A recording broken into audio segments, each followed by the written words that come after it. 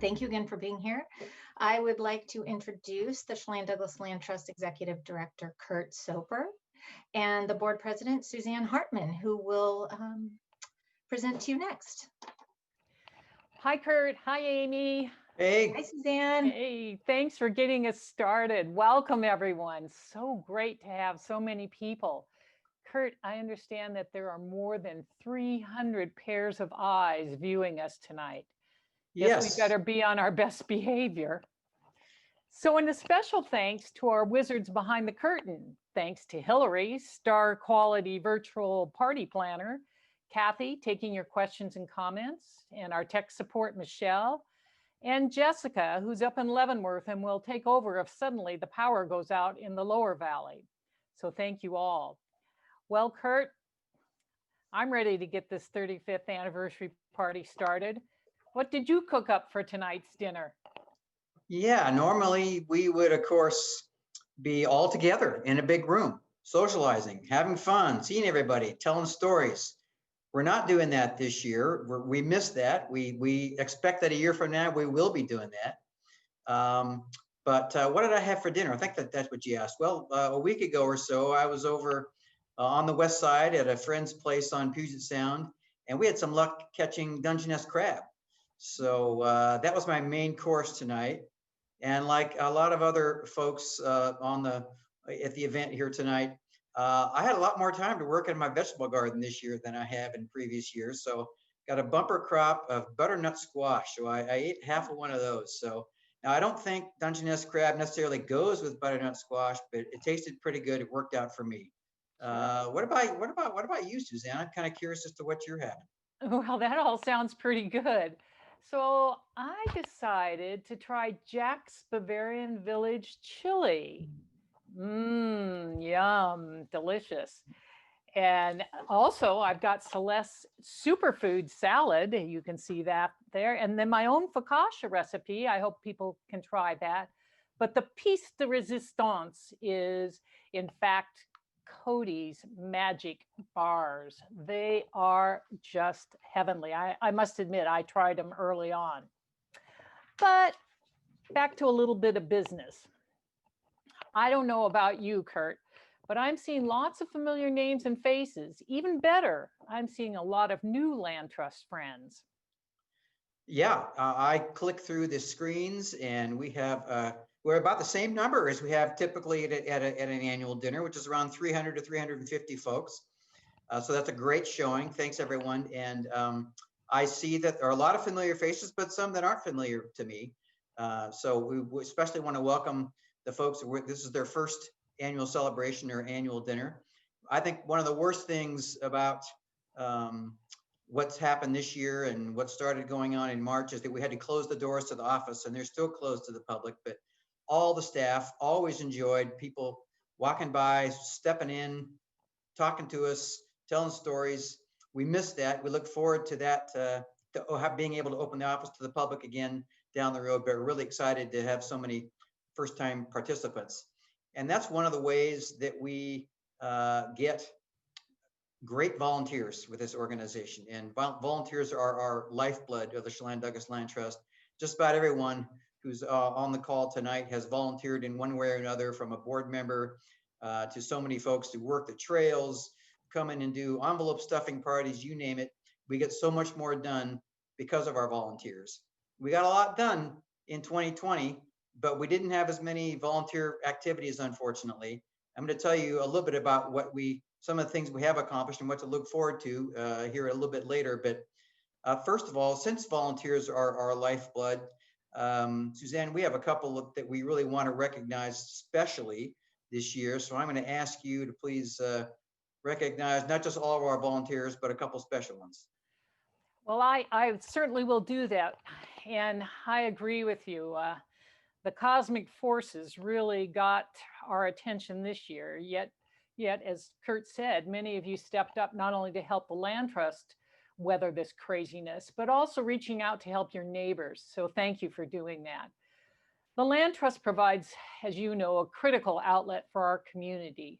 This was especially true during those early days of the pandemic. Land trust trails remained open when most other outdoor recreational opportunities weren't available. People heeded our posted guidance on how to use the trails safely so that we could keep them open. Although we weren't able to do our usual in-person events and volunteer work parties, so many of you took it upon yourselves to help, like Robin Bowl and Craig Root cleared trail drainages on the Balsam Root Trail at Horse Lake Reserve. And Charlie Hickenbottom and Mark Shipman did the same thing on the Jacobson Preserve.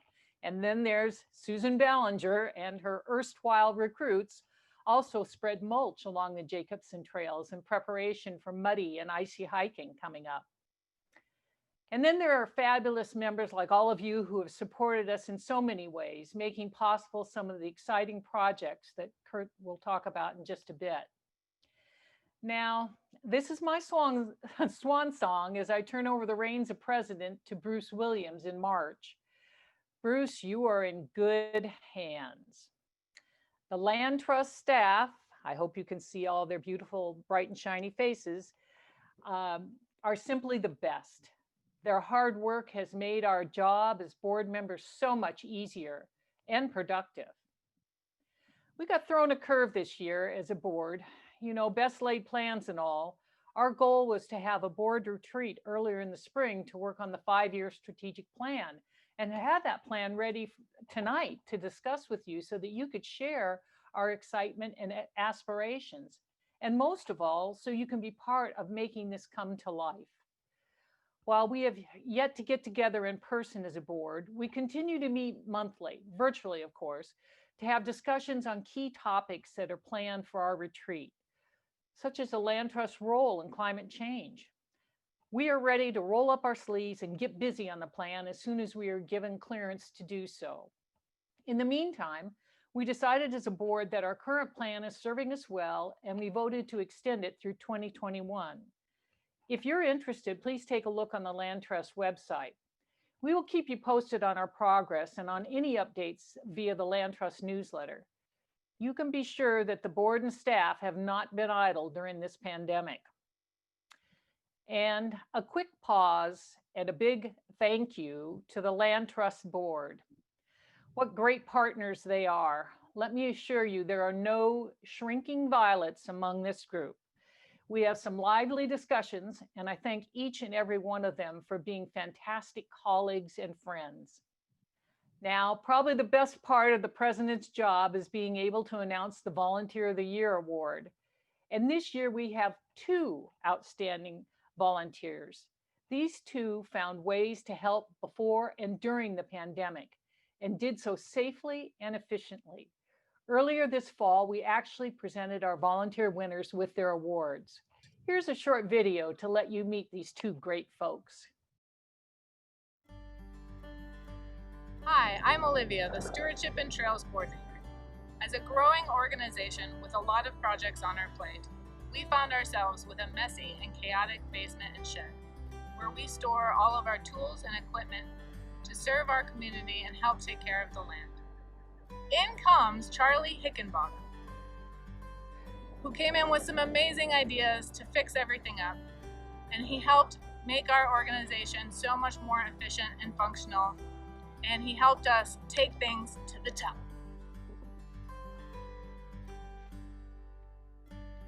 Thank you so much, Charlie. Thank you, Land Trust. It was a fun time working in your basement.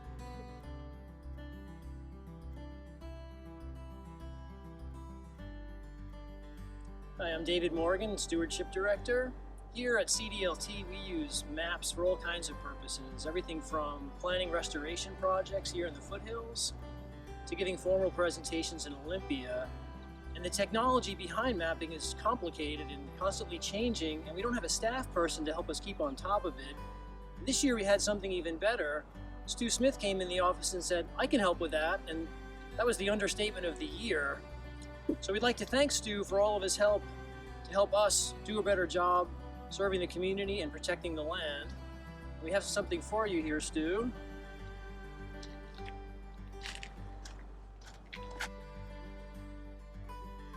Thank you very much, David. I'm honored.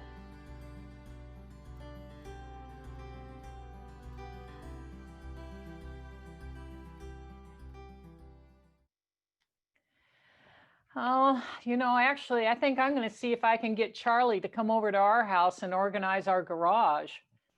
And maybe Stu is willing to show me how Google Earth works. There are many of you who have found ways to stay involved with the Land Trust. And for that, we say thank you to everyone who keeps us going. Now back to you, Kurt, for an update on some of the projects our community has made possible this year and what we can look forward to in 2021 and beyond. Kurt? Thanks so much, Suzanne.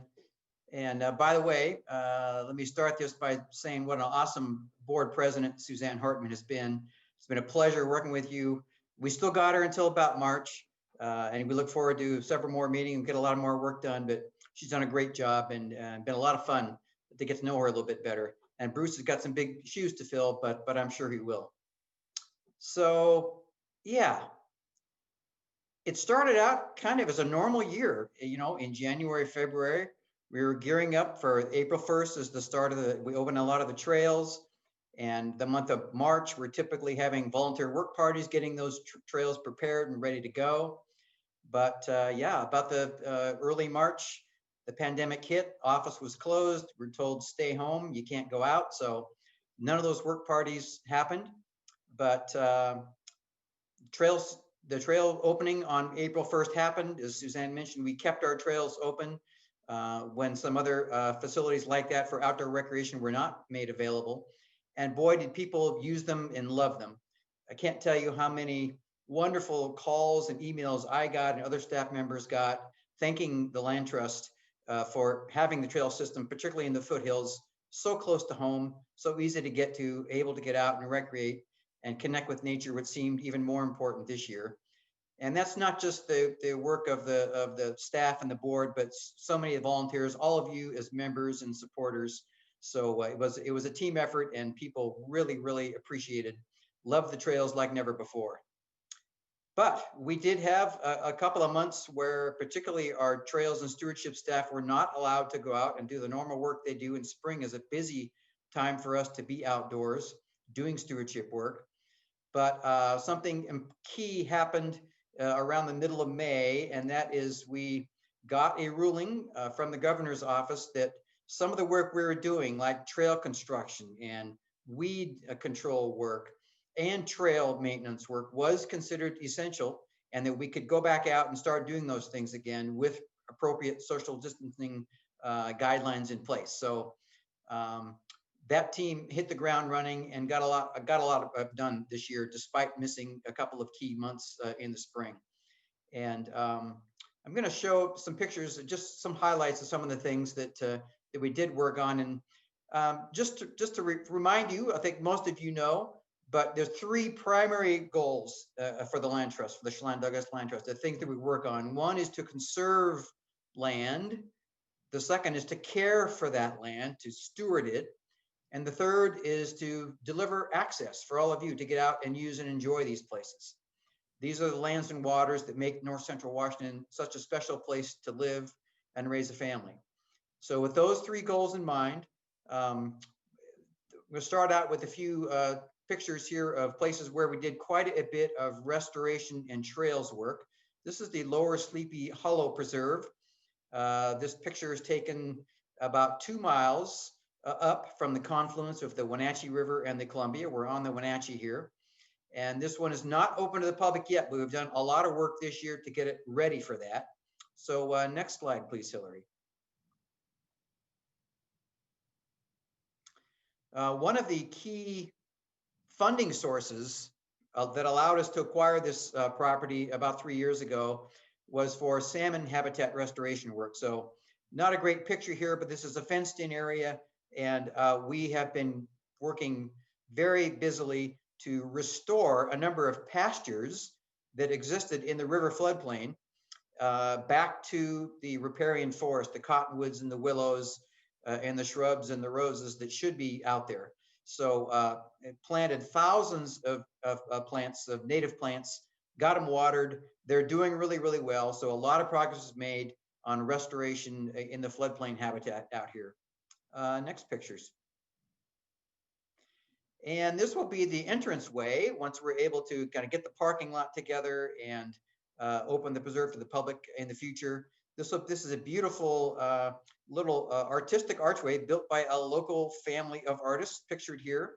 And this will be the walk you'll be able to take from the parking area down to the Wenatchee River. Not a huge preserve, not a big long hike, but a wonderful facility, a place where kids from the schools will be able to go and learn about and see salmon habitat in the wild. And so we're proud of the work that's gone on there, and stay tuned, more to come with that preserve. Next slide. A little more up valley. Here we are at the entrance to the White River Preserve, and some more trail construction work was done this year. We're still working on the parking here, but this is out beyond Lake Wenatchee, and a wonderful preserve that's been 12 to 15 years in the making, a number of partners, a number of acquisitions, and quite a bit of land trust ownership along the river. And this will be the start of the trail that we're working on. And this is another one that's not a real long hike, but it will be worth it. And at the end of this little inviting trail, the next picture shows you the reward that you get when you get to the river.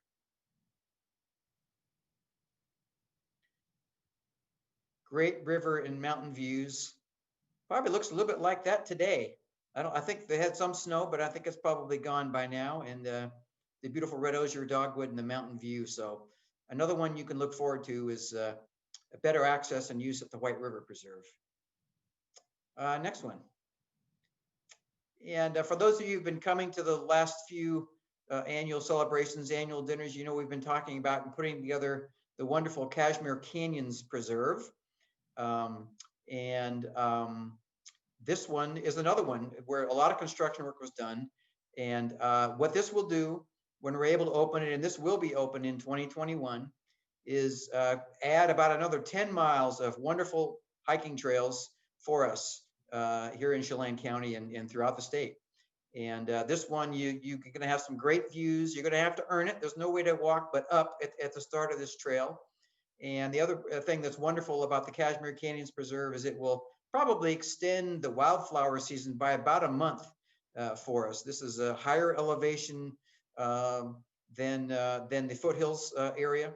And so that's something to look forward to, is kind of an extension of wildflower season for you wildflower enthusiasts. So the next slide will show you work that's been going on this summer and fall. So the trailhead is mostly done. This was the momentous occasion of the restroom showing up. Had to get a picture of that. There'll be about 20 spots for you to park. This is up Nahom Canyon Road, a little over 3 miles from where it intersects with Highway 2.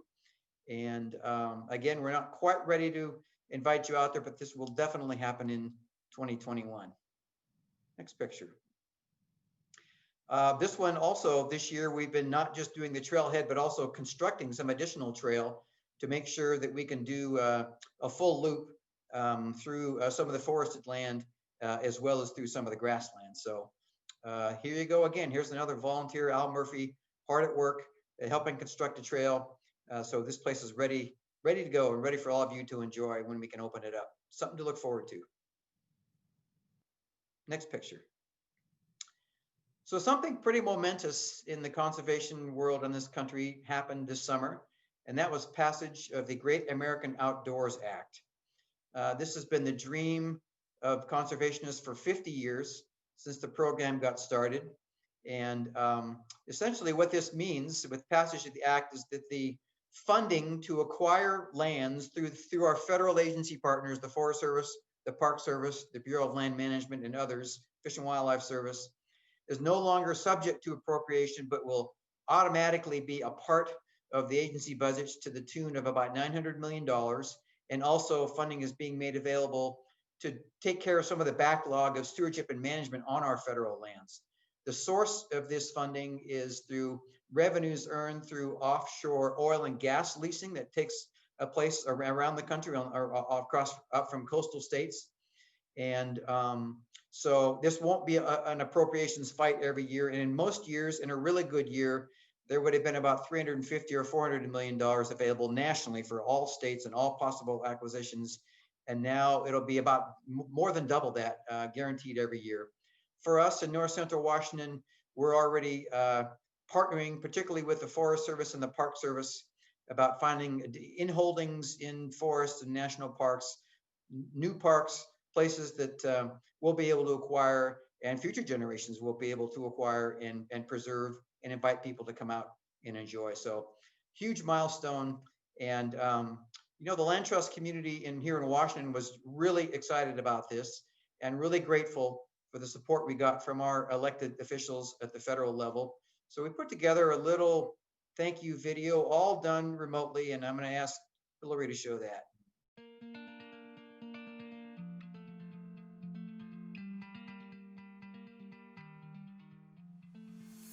When we invest in conservation, we invest in Washington's future.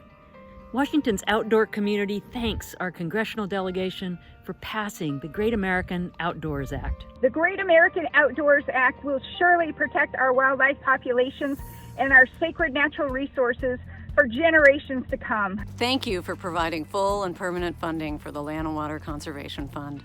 What a big win for Washington State. On behalf of REI and our 18 million members, thank you so much for passing the Great American Outdoors Act.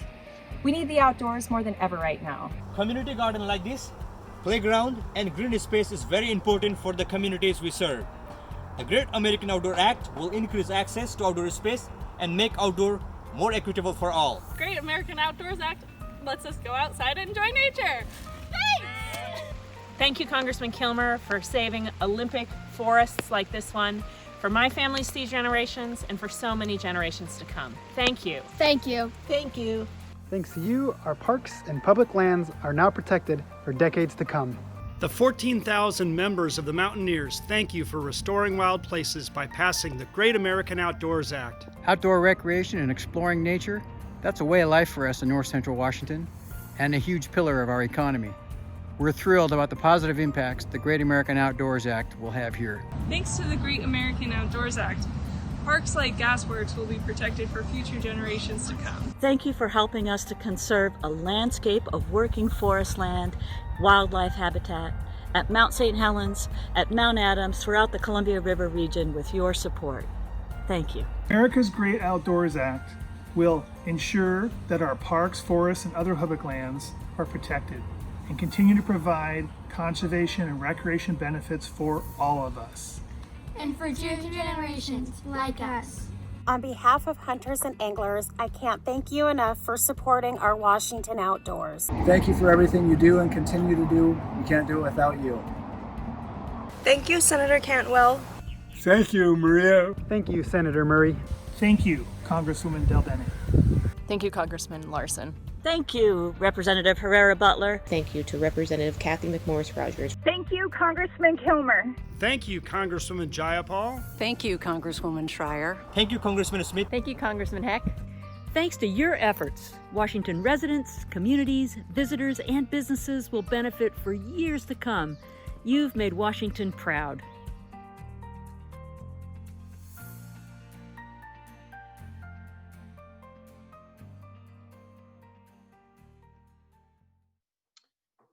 So that's a big victory for us. And we have a few more slides. So Hillary, if you can go back, I think we pick up right after the Great American Outdoors Act and a few more stories to tell.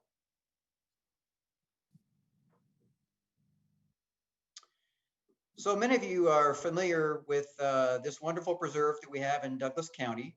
It's called the Spivey Butte Nature Preserve.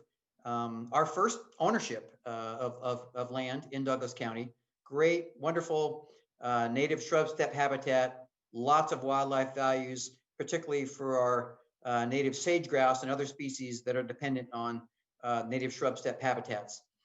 But you also know that in early September, starting Labor Day, there were some massive fires that ran through Okanagan, Douglas counties. Hundreds of thousand acres were torched in a very fast-moving, rapid fire. And Spivey Butte was not spared. So here's a shot of it, one part of the preserve from about a year ago. And on September, about a week after the fire, which is when we were first able to get out there, it looked more like this. So it burned to a crisp, and not a stick of shrub land remains in terms of big sagebrush or bitterbrush or rabbit brush. One more before and after, I think we have, Hillary. There's the butte itself at a springtime shot. And if you stand pretty close to that now, it looks more like that. So this at first seemed like really discouraging news, something we didn't like going out there and seeing this. But you know what? Even a week after, we saw the signs of recovery. The native bunch grasses were not destroyed. They are adapted to this. And so we are expecting a great recovery and some amazing wildflower displays out at Spivey Butte for the next several years. We're a little concerned about weed infestations, but have a plan for dealing with that. We're also worried about the sagebrush coming back, but have a plan for that. So next slide, Hillary. Yeah, these are the kind of our classic shrub steppe obligate, big sagebrush obligate species, the sage grouse, that we are worried about. We had a good population at this preserve, particularly in the winter, but they also breed there. And a sage grouse eats about 100% of its diet during the winter is big sagebrush. And there is not any big sagebrush left on the Spivey Butte Preserve. And so these birds are not going to be here this winter. They're not going to be able to survive if they stay. Now, they also have been through fires before. One that's this sweeping and this devastating is pretty unusual, but maybe it's becoming more the norm as the climate changes and our habitats change. And normally we would see big sagebrush seeds blown in from the neighboring areas, but the fire was so big that there just isn't any for many, many miles from the preserve. But next slide. But here's some hope for you. This is a picture taken up on the backside of Badger Mountain. Well, you'll remember the Land Trust did a large conservation easement on the Keene Ranch a little over a year ago, and are working on some others also up in the Badger Mountain area. This part of the world did not burn, and there is lots of big sagebrush. And we heard this week from some of the ranchers up there that they are seeing larger numbers of sage grouse than they typically do in the winter. They usually see small numbers. They're seeing larger flocks of them. So our hope is that those birds that were out in the northern part of Douglas County have made their way to a place where they will survive the winter, and they'll come back out in the spring, hopefully, and be able to do their breeding on our preserve. Next slide, Hillary. But as I mentioned, we're going to try to help that. And here's where I may ask for your help. So here's a picture of big sagebrush seed. This is in the foothills. I think this is from the Jacobson Preserve. And coming up right about now is when they ripen and start to spread naturally, fall to the ground, be carried by wind. And so we have an effort underway, and it'll get going Thanksgiving week, to go out to some of our preserves here in the foothills, collect some seeds, and get them spread on the Spivey Butte Preserve later this fall, and give that habitat a kickstart, particularly for the big sagebrush. So if you're interested in doing it, a lot of us are staying close to home at Thanksgiving this year. If you'd like to get out with the family, have some fun, all you'll need is a pair of clippers and a paper bag. In fact, we might even provide that. But if you go to our website, you should be able to see an opportunity to volunteer, and we'll be doing it in 3 or 4 different days. So think about that, and that'd be a big help to us. And we're expecting a good showing and expecting that preserve to rebound nicely. Next slide.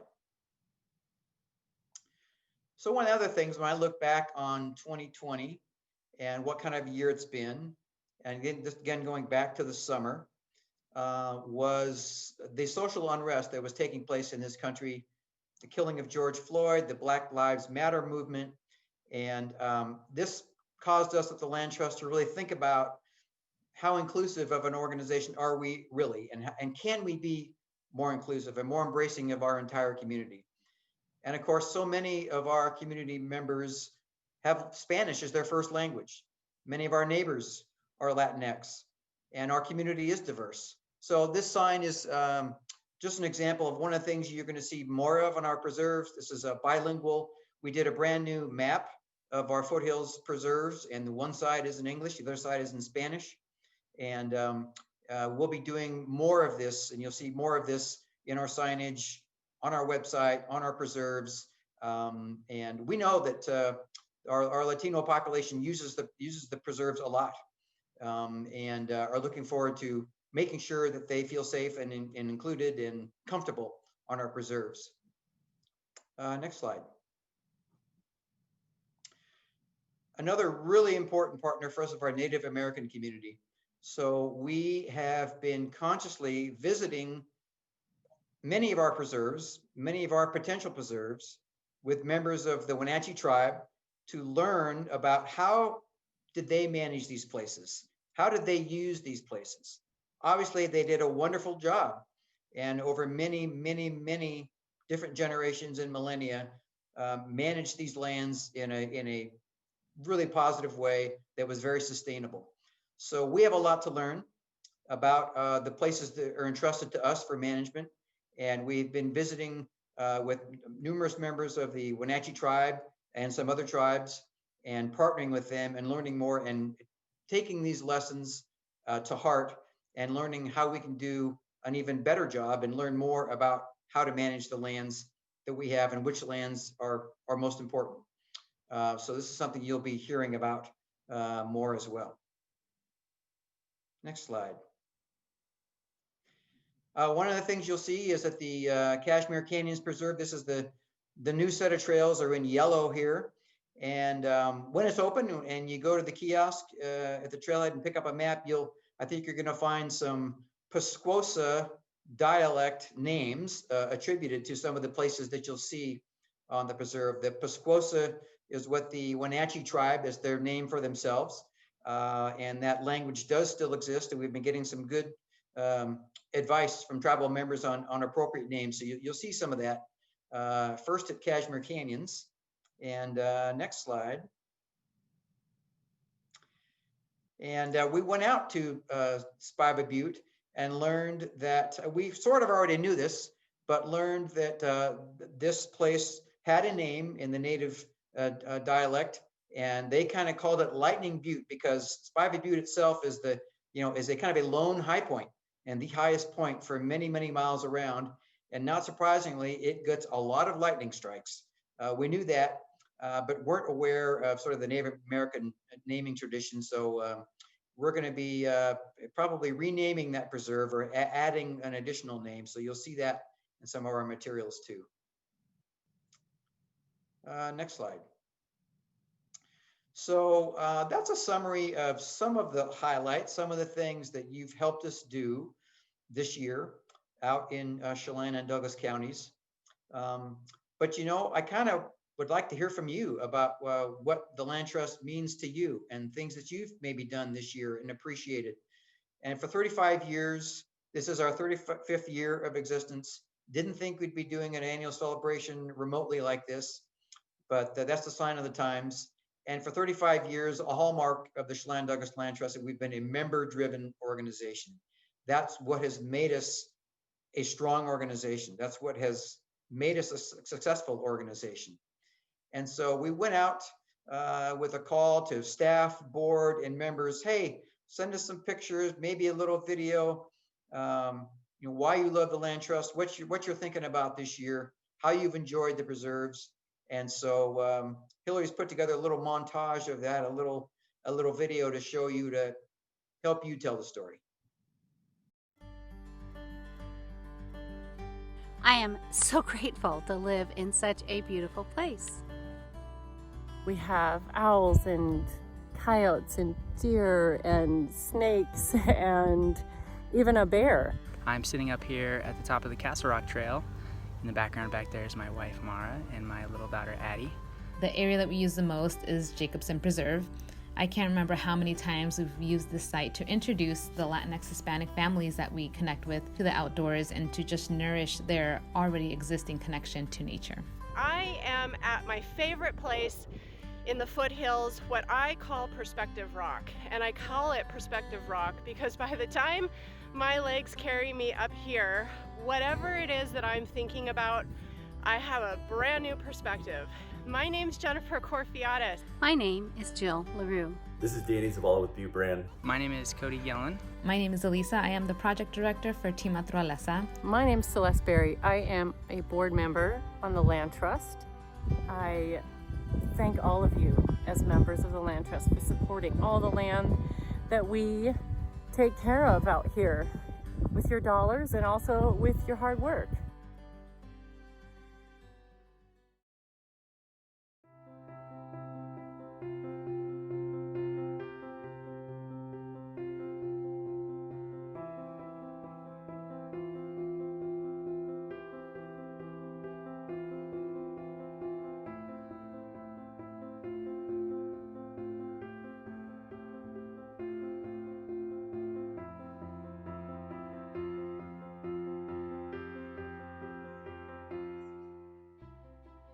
Hello, I'm Aaron Rosenblum. I'm a project manager with Cascade Fisheries. We are partnering with the Land Trust here at Lower Sleepy Hollow.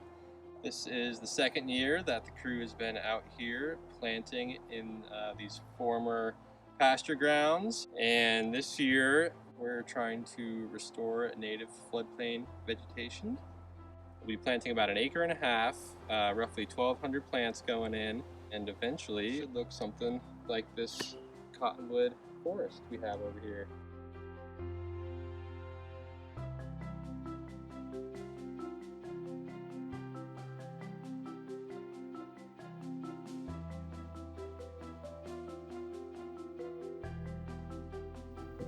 Hey there, Trails Program Manager Hannah Beener, and I'm here on the site of the Cashmere Canyons Preserve Trailhead.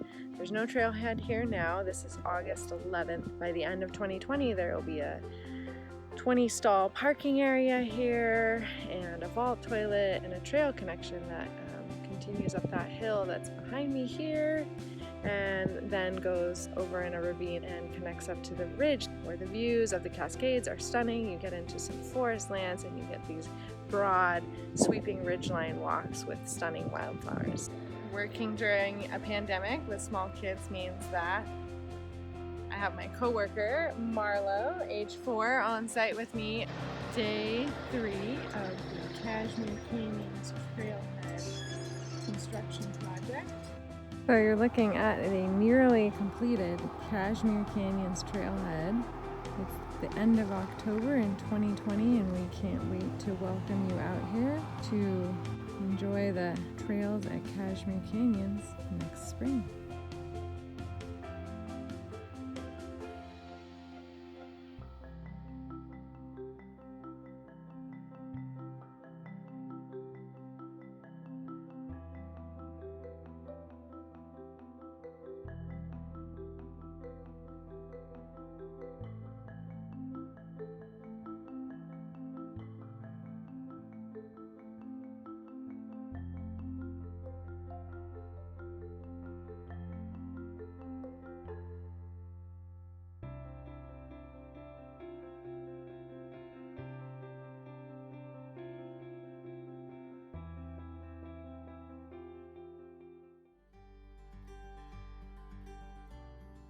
The Land Trust's success and longevity and how I think it will do really well into the future are in large part thanks to an extremely supportive community that contribute to the Land Trust in a variety of different ways. I would like to thank CDLT for conserving our valley and putting all the hard work and dedication to making our place beautiful. I am thankful that we have a land trust. As I've gotten to know the organization and this group of people, I'm just very thankful that they are going to make sure that the future generations still have public spaces they can visit and connect with the environment. I could not be any prouder to be a member of this great organization.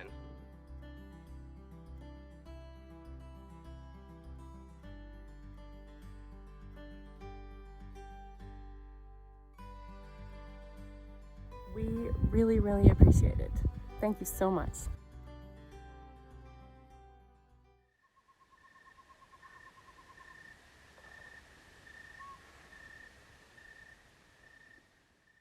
So one thing we didn't talk a lot about so far this evening is some of our new acquisitions, future acquisitions. new preserve areas. And of course, you all know that one of the golden rules is we never talk too much about new acquisitions until the deal is done, until the ink is dried. And what I'm about to talk about here is no exception to that. So I'm not going to give you any clues as to where it is or what it's called. But we are thrilled with the progress that's being made on a potential new, very large preserve, over 2,000 acres. And even though I'm not going to show you a map or talk much about it, I'm going to invite you back next year so you can see some pictures and learn more about it.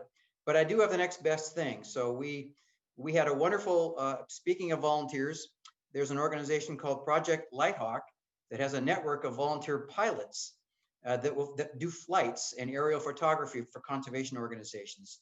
We got in touch with them and they did some flights over some of our preserves, but I asked them to do some aerial photography of this potential new project. So I've got the next best thing. I've got a few aerial images of this potential new exciting project. As I mentioned, it's large. It also has tremendous diversity in terms of its elevational gradient. And that's for that reason, it's particularly resilient to climate change, according to the best data that we have. And one of the funding sources for this is in fact a grant that is given to projects that have a high resilience to climate change and that will still provide the ecological qualities that they have well into the future. And so we're excited about this. As you get the higher elevation, it becomes more heavily forested. A lot of wildlife use out on the property, a mix of grassland, shrubland, and forest land. So we'll give you a few more hints and clues and specifics next year, but that's something to look forward to.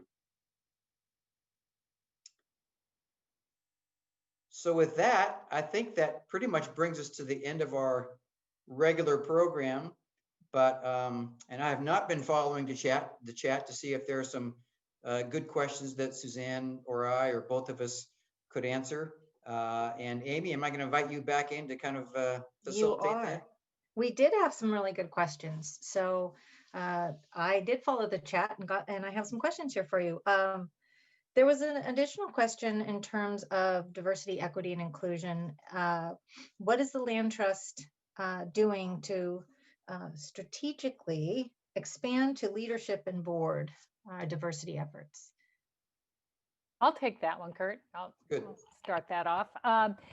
That's a great question. And we did a lot of introspection, if you will, as a board to talk about what is it that we can do? How do we build that foundation for increasing our own inclusiveness? And it doesn't start with just adding a board member. It starts even before that. It starts with some basics in terms of our bylaws, how we recruit people, how we go out and interact with people throughout the community, not insisting that folks have to come to us, but we go to them where they will have an opportunity to be comfortable and to talk with us about how they can become more involved with the Land Trust. We're so blessed because we have these pieces of property and the land that we can share with everyone in the community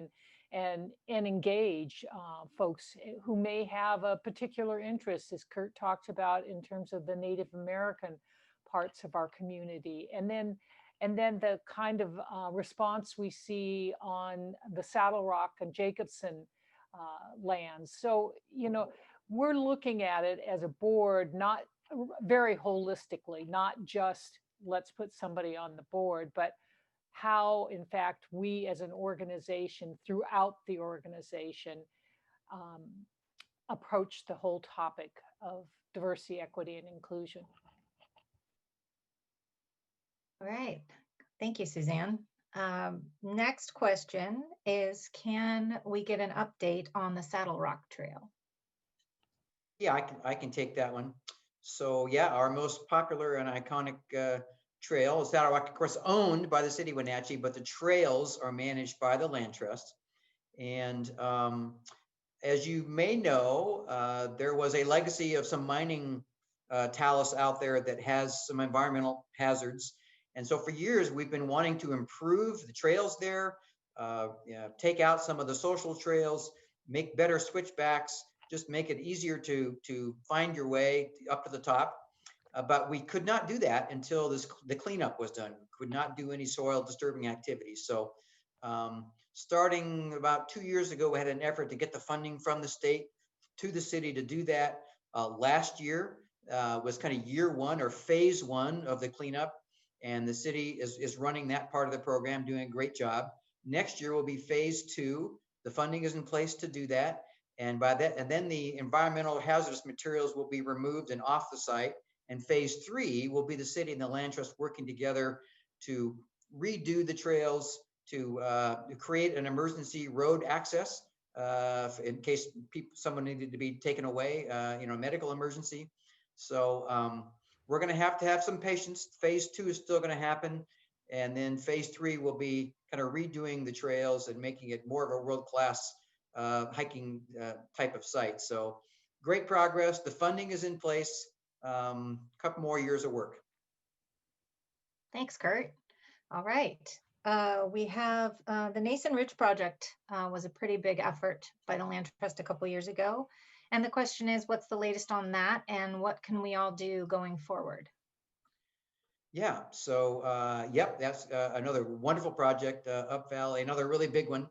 And currently the Nason Ridge property is owned by the Western Rivers Conservancy, one of our partners in the project. But the ultimate destination and plan is for that property to be owned by Chelan County and managed as a community forest. And Chelan County is on board with that. They're excited about it. They're supporting that concept. A community forest plan has been written. That was done in the last year and a half or so with a lot of input from the neighbors and the people who live in the area, which is really what a community forest is all about. It's about the community having input and impact on the management of the forest.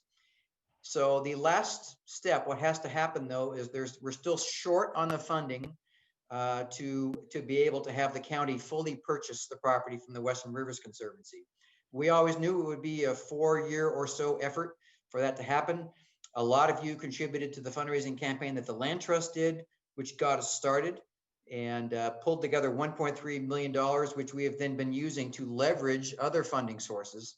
And we're down to probably one more funding source, and that it would be state funding.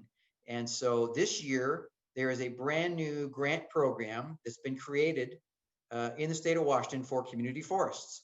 And a ranking was done, an application procedure took place. There were about 30 possible community forests nominated.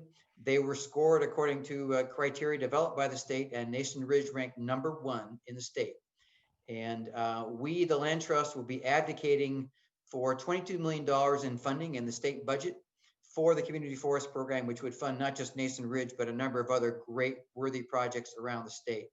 So we'll certainly be working with our local state elected officials, Senator Hawkins and our state representatives, and hope to have success there. Of course, it will be a challenging year. State revenues are down, but this is a part of the capital budget, which should be a little bit easier than the state's operating budget this year.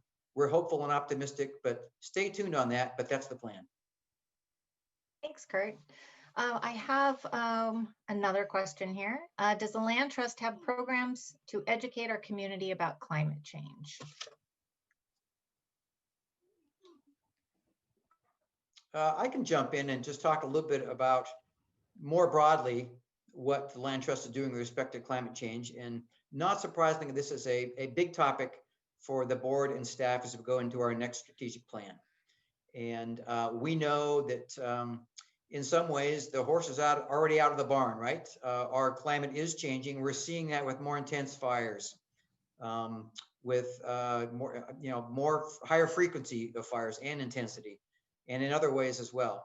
So we're getting our arms around the best way for the Land Trust to respond to that. And that's probably going to mean things like being more aggressive about thinning our forested lands to make them more fire wise, making that a priority.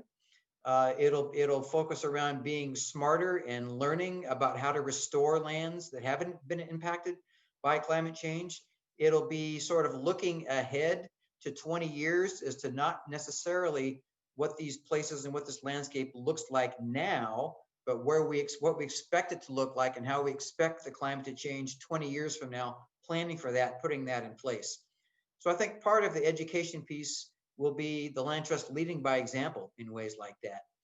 But I think you can also expect us to have some field trips, events, when we're able to do that again, with specialists leading that and talking about why we're managing our lands this way and what the impact is and what folks who have their own property could do to reduce the impacts of climate change. Awesome. I had a couple questions come in that, 2020 was a tough year for a lot of nonprofits and wondering how the Land Trust is doing. We're going to let you take that, Amy. I'm the Q, you're the A. Well, I'll start off, but I really would. Amy is our extraordinaire in terms of helping us guide us, weave us through the way of fundraising and so forth. And to that end, we have our capital, or not our capital campaign, but our annual campaign coming up very shortly. But amazingly, we have weathered quite well. Our members have just been there for us. And Kurt, you have some specific examples, and it's just, I mean, the proof will be in the pudding when it comes to next year when we see some of the fallout of all of this. But fortunately, we planned for that rainy day earlier on, and we put ourselves in a good position. And Kurt? Yeah, you have stuck with us, our members and supporters, in a big way. And so far this year, our budget, what we had budgeted to bring in as far as revenue from fundraising is on target. We are there, or even a little bit ahead of what we had budgeted. Now, the last 2 months of the year are big ones for us and important ones because of the annual campaign, but all signs are good. The financial health of the organization is solid. I'll echo what you said, Suzanne, that when I look back at the recession in 2008, and I was in a different organization, but a conservation land trust type organization, the hard time was really the couple of years after the crash, if you will. And so we're not overly concerned because people are sticking with us. The signs are great, but we'll be working on that and asking for your continued support for the next couple of years. But we're in good shape. Awesome. And we do have wonderful members. You are all so amazing.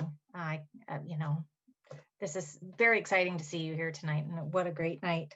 I think that we have come to the end of some of our questions, but I do know that a couple people have asked about these videos, and I would like to see if Hillary could answer if those can be available. I know Kathy answered someone in the chat box, but for folks who might not be following the chat, there have been a number of questions about getting those videos to share on social media. Yeah, so the Great American Outdoors Act is available on social media. It was originally put together by the Mountaineers, so you can actually find that right now. And then the longer video with our board and members that we will send out and share with you tomorrow, as well as a recording of this whole event too, so that you guys can share it around and enjoy it. Awesome. Well, what I'm going to ask everyone to do, if I don't see any other questions coming in, is to turn back on your videos and let's take a look at each other again, and put your view on gallery view so you can see as many people as possible. Oh my gosh, I have to say, this is a lot cooler than I think that we realized it was going to be. I don't know if you're all feeling this sense of community that I am, but it's pretty amazing. So as we close down, I want to thank everyone for being here, and obviously our amazing staff, and Hillary for making sure the program went off without a hitch, and Jessica behind the scenes to take over, and Michelle answering questions, and Kathy who kept you all up to date in the chat, and to Kurt and Suzanne, obviously, who brought us an amazing program tonight. And as you scroll through and wave at each other, just remember that you are part of the Land Trust family, and you are the reason that these local lands and waters are protected and cared for. So thank you, and good night. Good night.